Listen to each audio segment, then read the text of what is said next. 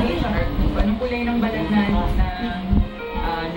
client or ng bride, ganun din po dapat exactly ang color ng powder. Ito, Miss Jen, may text is 673. Pumayag, ang arte rin to. Pumayag sa tito niya na siya.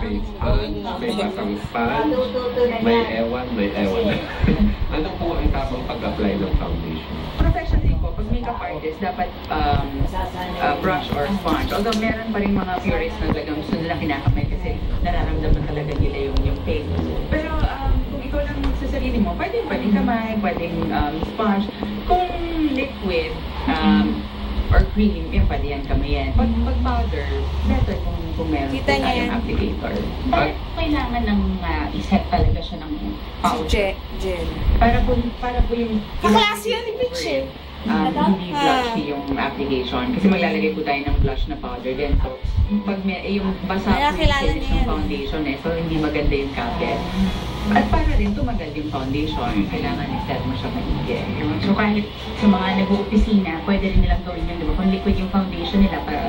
May radyo rin to. Isang tanong sa radyo rin to depende sa klase ng skin, ano po ba dapat na klase ng foundation ang ginagamit? May mousse, may cake, may liquid, ano po ba dapat? Ayan, very good question po yan. Kasi formulation din po is important. Kung kunyari po ay very, very oily na nga tayo, kailangan yung foundation na gagamitin natin ay hindi cream.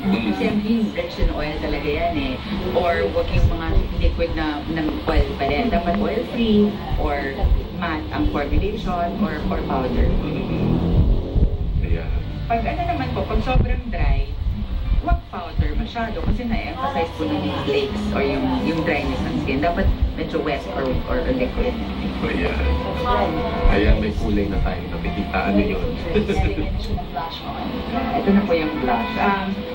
Ako po kasi pag after ng foundation tsaka ng powder, medyo inaano ko na kinokontour ko na with the blush. Para matimpla ko na yung kanyang. Ikaw susunod yung makeup. Kaya may nagtatanong po si 8839. Medyo maitim daw siya. So anong kulay at klase ng foundation ang kailangan niyang gamitin?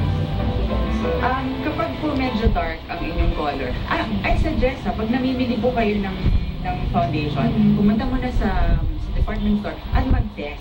Dito po sa face, kung i-test sa kamay or sa ibang parte ng katawan, dapat po talaga sa face. Oo, kasi di ba yung iba nila It doesn't make sense. So dito po sa, pwede nga i-apply nila all over the face. Tapos maglakad-lakad muna sila hanggang mamayang hapon and see how the foundation wears. Pag perfect at walang